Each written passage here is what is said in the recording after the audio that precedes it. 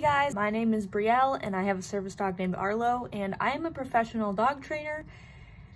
And today I'm going to be responding to some ignorant comments on my fake service dog compilations video.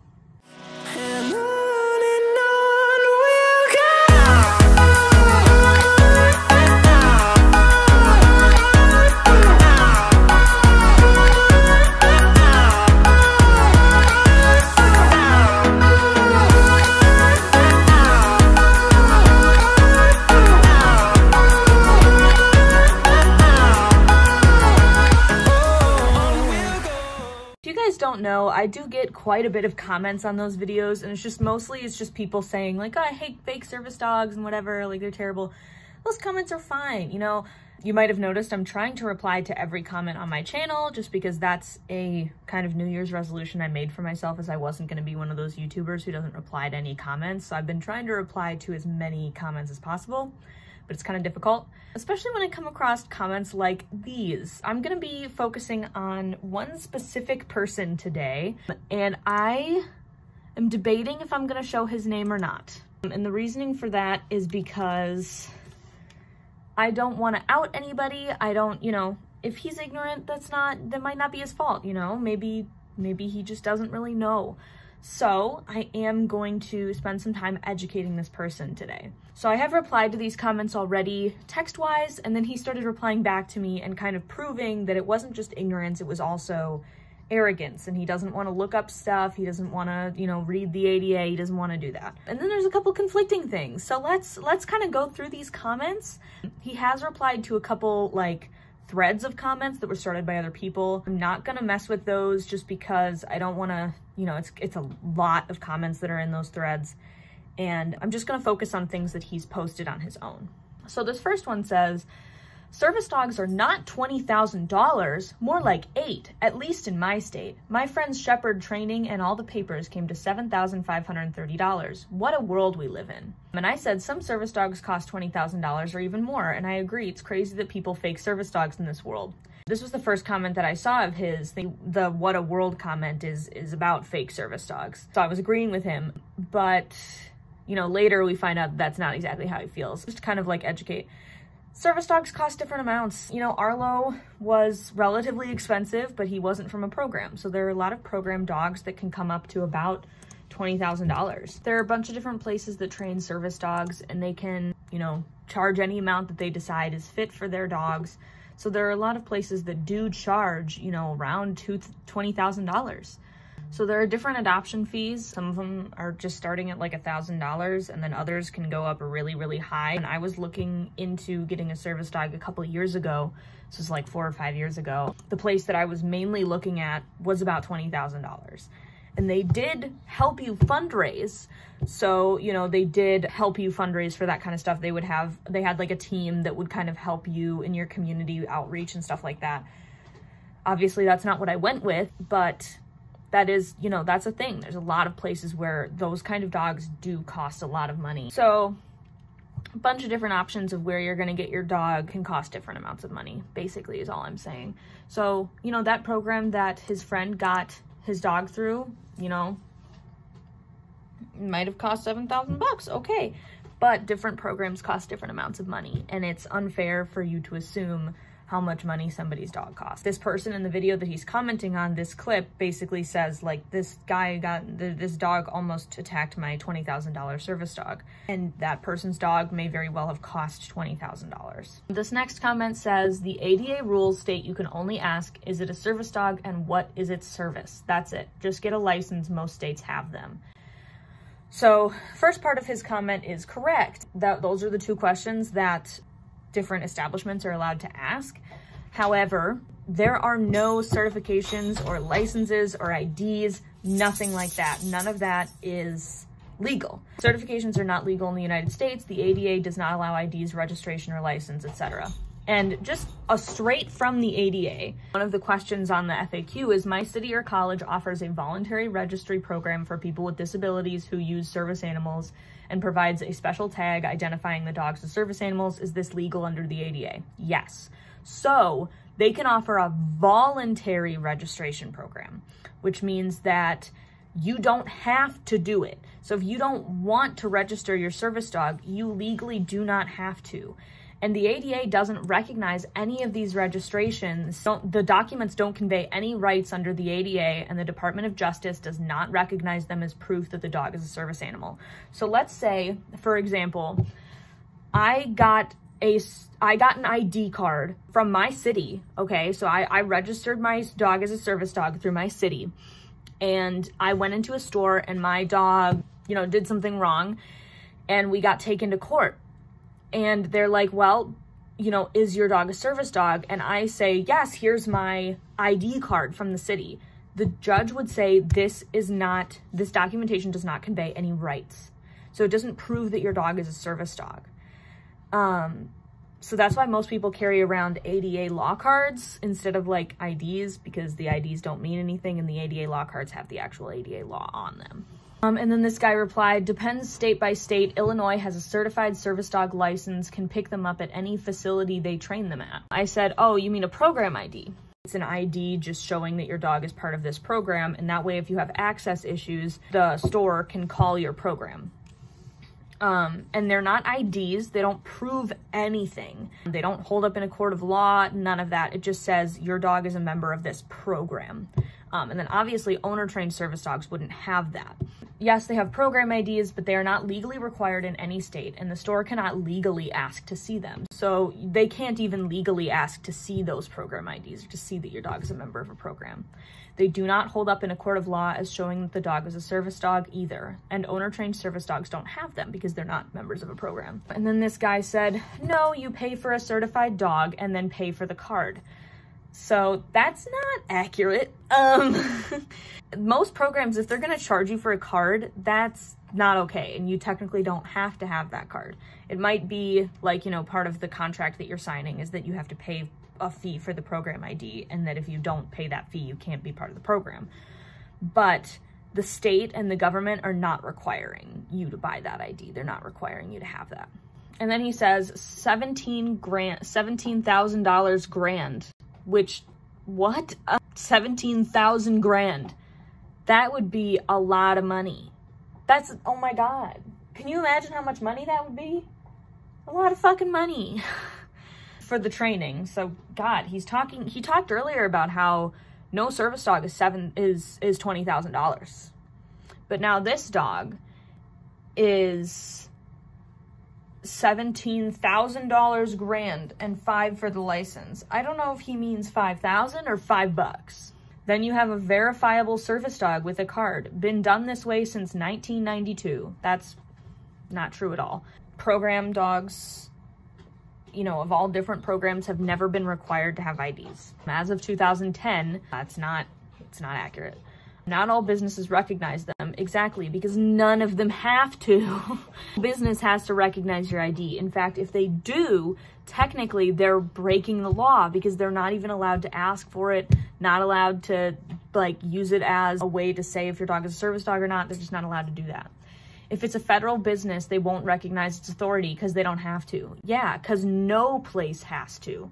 All other businesses in the state must abide the state law. Here in Illinois, we have a card for them, so the argument doesn't happen.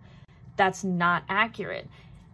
The argument not happening, I agree that IDs, if you have an ID and you show it to somebody at a store, they're probably just going to think it's legit and let you move on. But that causes danger and issues for people who have service dogs who don't have those IDs.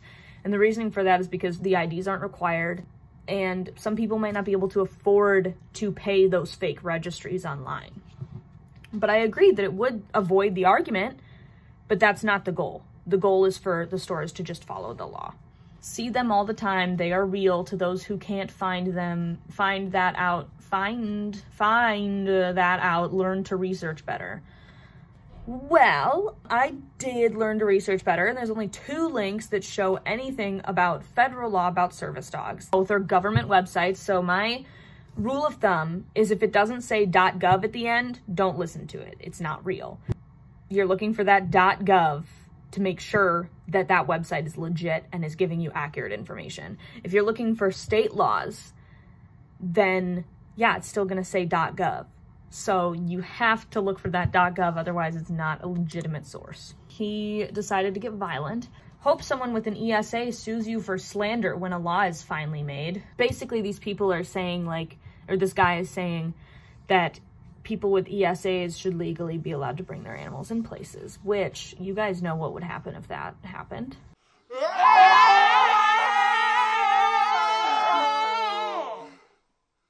There would be chaos. Because emotional support animals do not have to be trained in any way, shape, or form. They do not have to even be housebroken to be an emotional support animal. There would be poop and pee in every store everywhere.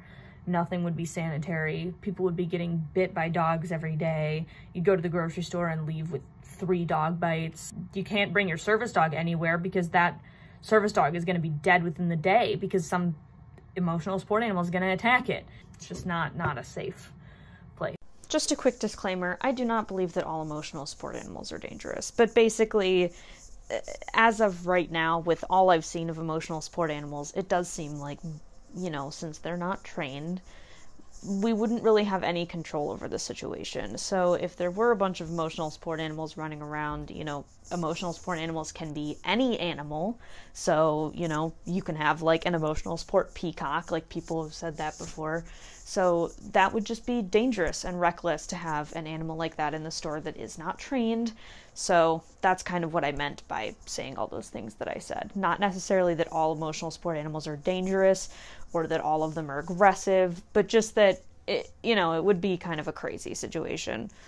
If emotional support animals were required to be trained, then that would be different. But that isn't the case right now. An ex-girlfriend of mine got raped in college and needs that animal at all times. Now, I do agree that emotional support animals have value. I'm not saying that they don't. But they are not required to be trained. They don't have to know any tasks. So in reality, if she needs that animal in public, she should train it tasks to actually help her. And that way it can be a service animal and she can take it with her legally. She faints when triggered and can have dangerously low blood sugar when it happens. So if the dog can be trained to help with those things, then it's a service dog and she's allowed to take it places. Like she has a legitimate disability that could be helped by a service dog. Just train the emotional support animal to do those tasks. Yikes. Really does have those episodes, then that is a legitimate disability, and her doctor can write a letter for her saying, hey, train your dog to be a service dog, then you can take it in public, and then she can do that. Just because there is not a law to support this doesn't make it wrong. Yikes! Actually, it makes it against the law.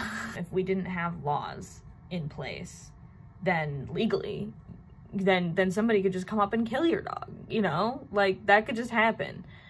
And they wouldn't get penalized for it at all because there wouldn't be any laws in place. You could just get murdered and everybody would, be fine. Like, nothing would happen because there are no laws in place. That's why we have to have laws to protect each other and to protect our society and to protect our dogs. Law is usually used for immoral cases like what you are doing to ESAs. Karma is coming for y'all, and hope it do. Before you make comment to me about spreading hate, just remember I am also educating on how to be a human being and not causing other humans unnecessary problems. Well, you want to not cause people unnecessary problems? You know what's unnecessary? You bringing your fucking pet into a store. It's not necessary. You do not have to have that animal with you. But somebody who's fucking blind and needs their guide dog, otherwise they can't go in the store, they need to bring their dog in. Someone like me, who if my dog is not with me, I can pass out and I can be laying there for a while and not wake up. I need him with me. Your pet doesn't need to be in the store.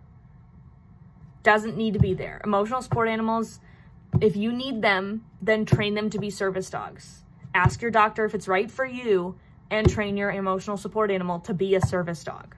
And then you verifiably need your dog with you. Otherwise, it is not legally considered a need as of right now. I replied, yeah, so there isn't currently a law. And it puts service dogs in danger because ESAs are not required to be trained at all, meaning they can be dog aggressive or even people aggressive and just attack other people's dogs or children. ESAs are not allowed in public because they are seen as a danger because of the fact that people don't train them. If your friend has that disability, she can train her ESA to do tasks for her, like alert to low blood sugar or do fainting response, and then it would be a service dog and would be allowed in public. So the next comment that he said is, video more animal abuse and get a life, people. By the way, that card, IE, is real. You get papers and a license for your dog in most states since 2008. Look it up. So he's picking different random dates, 1992, 2008. Who knows what he's going to say next? And I said, I'm sorry, but you're still wrong. The ADA states that certifications of any kind are not required in any fashion. So yeah, you can get papers and a license, but they're just about as valuable as some toilet paper. I'm not going to hold up in a court of law. It'd be like if I went in a court of law and I said, I went into a court of law, and this is how much it's worth, by the way.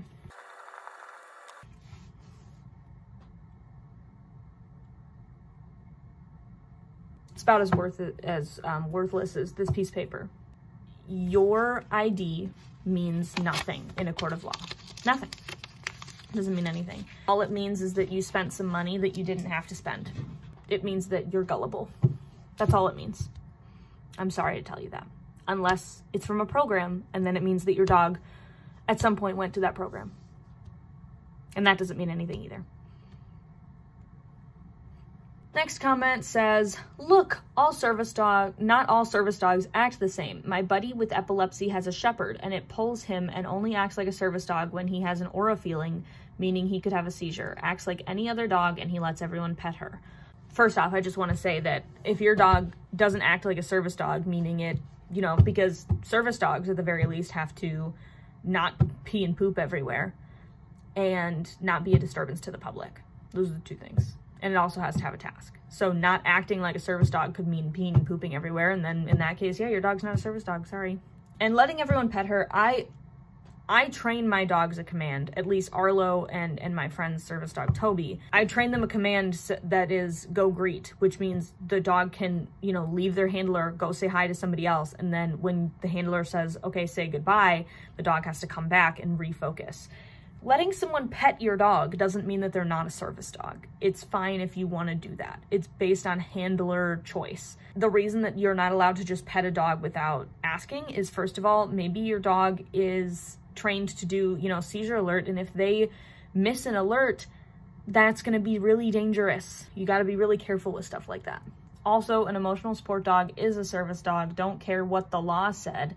It has a service to perform, hence service dog. That's just not accurate by legal standards. And also, emotional support dogs are emotional support. That's it. They're not performing a service. They're just existing. They don't know. They probably don't know that they provide you emotional support. They probably don't know that. And I'm not saying that emotional support animals are not really valuable, because they are. However, the difference between an emotional support animal and a service animal is task training. If your animal is task trained to, let's say I'm crying and I'm freaking out, my emotional support animal might not do anything. My emotional support animal might just sit there and do nothing, but them being there makes me feel better. Them just existing and sitting there and doing nothing. Okay? But my service dog is gonna come up and start licking at my face, pawing my hands away, trying to get my attention to be focused on him so that I can stop freaking out. That is a task. That is a service that my dog is providing. That's the difference. My dog is actively choosing to help me. He's not just existing and not even understanding that that is helpful to me. If the dog is aggressive, I can understand video and report of such behavior. Otherwise, back off. So no, I'm not gonna back off, because fake service dogs need to be called out. Because if you call them out and you tell people, hey, not cool, can't do this, they're more likely to not do it again. If you don't do anything and just leave them alone, they're gonna just keep bringing their animals in places. So these videos are meant to educate. So I'm trying to educate people on, here's what a fake service dog looks like. Here's why they cause issues. This is not a service dog, that kind of stuff. I'm trying to educate people so that we can avoid these things happening in the future. The little dog in the cart was friendly. Who is I hurting? The world is not made according to man's law, no matter how much money is throw in to prove otherwise. So I understand if you don't want to follow laws, like I get that, you know, it's like the rebellious person, like I get that. But dude, like this is about the danger of other people and their medical equipment. Like if your dog was afraid of wheelchairs and anytime it saw a wheelchair, it would run up and attack it and like get all the air out of its tires and just tear it apart, would you bring your dog in public when you knew somebody with a wheelchair who needed that wheelchair was gonna be there? I don't think so. I really hope not. I said, I agree that not all SDs act the same, but if his dog is pulling and not behaving, it is not a service dog because it is a disturbance to the public. And I will say, in the ADA, it doesn't say anything about like your dog having to heel, but it does have to be under control. And if your dog is pulling around and kind of, you know, leash pulling you in different areas, that's not in control. If your dog is a disturbance in a store, the store is legally allowed to remove your dog. Emotional support animals are not service animals. Emotional support animals provide emotional support to their owners by just existing, meaning they could be aggressive to other people or dogs, not be housebroken, whatever, and still be an ESA. Your ESA could be, I don't know, your emotional support animal could be like a freaking crocodile. As long as it provides emotional support, it can be an emotional support animal. So obviously you wouldn't want to bring a crocodile into a Walmart. And that crocodile could be aggressive, could be a people-eating crocodile. You wouldn't bring that into a Walmart. Service dogs require task training to actively help the person with a disability by performing an actual task, not just existing. They cannot be aggressive and have to be house trained, and they cannot be a disturbance to the public. That's the difference. The dog in the cart is hurting the next person who uses the cart and is allergic to dogs and eats something from the cart, like groceries, if they're putting groceries in there, that has dog dander on it and dies. It does hurt people. Those carts are not sanitary anyway. I wouldn't be caught dead putting a poor dog in one of those or risking someone's safety by doing so. And actually, yes, the world is according to man's law. Otherwise, people would just be able to murder each other with no consequences. So that's basically it. That's kind of all the comments that this person had. Doesn't look like he added any more since I started filming. I have been filming for a while. So I hope you guys enjoyed that. I hope that it was funny to look at. I get comments like this every day, but I don't get this many comments all at once from one person. So I just wanted to kind of respond to those, and I hope you guys found it funny. I hope you found it educational if you didn't know some of these things. If you did and you were frustrated, comment down below. Let me know that I'm not alone in being frustrated by these comments. His comment did have quite a bit of dislikes. Let me know, guys, if you want to see any similar content of me replying to comments or something like that, because I do get a lot of them on those fake service dog videos. So yeah, I hope that that was fun for you guys, and I will see you guys in whatever I make next.